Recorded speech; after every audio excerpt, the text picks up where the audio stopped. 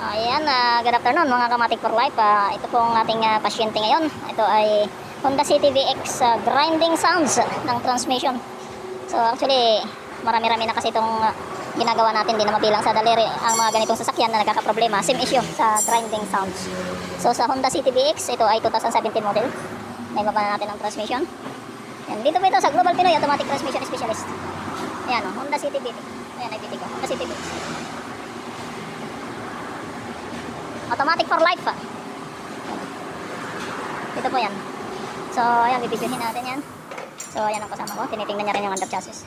Ito natin dito. Dito yung ayan.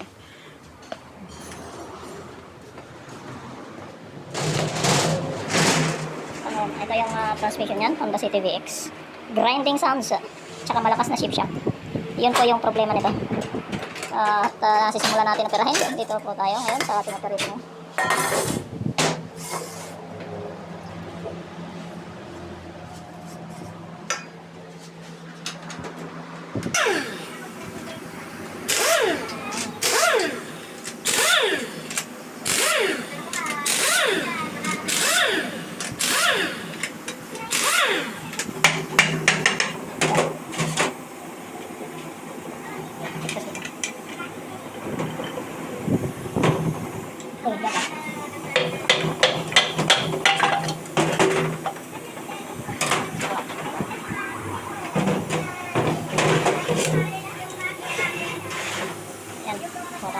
Lastiko. Lastiko. Ayan.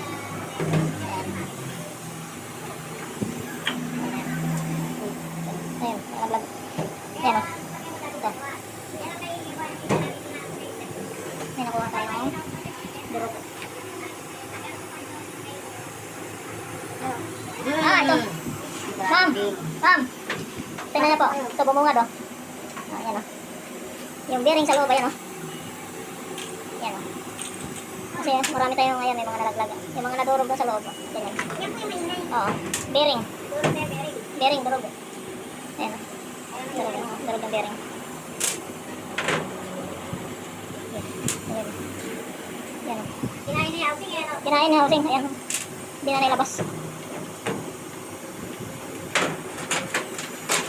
Ito, may mga durog. Habang nag-read ka ng malakas, lalong lumalakas yung grinding. May ginigiling. Oo, may giniling. Ginigiling na grab. Oo. Ikaw din yung punta ng pandemic, diba hindi ka nilalabas? Kaya yung mga gear niya lumakit din. Kung hindi kaya. Hanggang.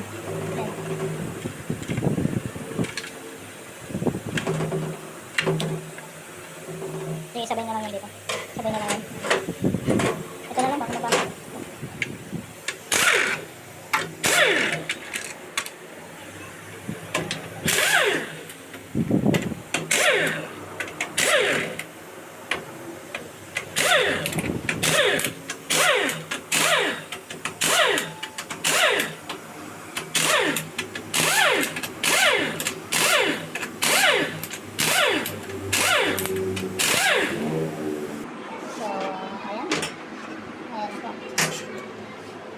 Honda City VX disassemble.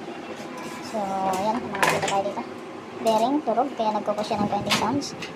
Ayan, turog yung bearing.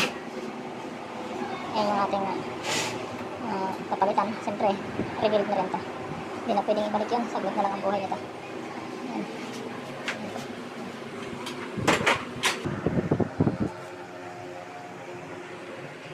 Housing na lang, kumbaga housing. So, ito yung ating gagawin. Full rebuild tayo rito. Ito, alanganin na tayo rito. Pag ibinalik natin ito, baka naman magdudublit trabaho tayo. Baka hindi na rin tatagal. Kasi mga punpun na. Tapos, ang worried ko, ganito kinakalibrate ko ito. Ito ay mga valve sa loob nito. Ang worried ko lang, itong mga ito, itong mga nadurog ng mga metal, yung mga nadurog ng mga metal na yan, pag pumasok siya rito, habang bumubomba yung valve, pwede kasing magasgas. Pag nagasgas yung mga daluyan ito, kagaya nito, mga valve ito, yan, mga valve lahat yan. Pag magasgas yung mga daluyan, pwede tayong magsisingaw-singaw dito. At ito naman yung bomba o yung transmission oil pump.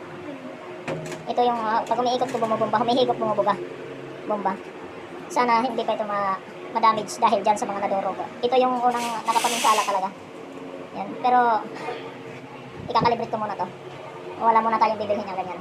Ang gagawin natin, tawag mo sa opisina, full rebuild tayo rito. Pag ibinalik ko ito, pwede naman yan ibalik, pero ang worry ko baka hindi tumagal, mababakyaban tayo. Madodoble, at saka yung hindi nyo magagamit ng ayos yung sasakyan, pabalik din naman eventually. So ayan, ito meron pa dito. Ayan ito mga kasama niyan. Ito mga kasama niyan. Ito yung dalawang filter. Disposable po ito, puton. Palit tayo dyan. Ganon din ito, mga element sila. So palit tayo nito. Yun na lang, itawag ng opisina. The rest, okay naman. Side converter, okay naman. Ito, okay naman siya. Planetary gear, okay rin. Walang bungi. Yun lang talaga, bearing lang. Sun gear. Low and reverse, piston. Good. Pump cover. Good.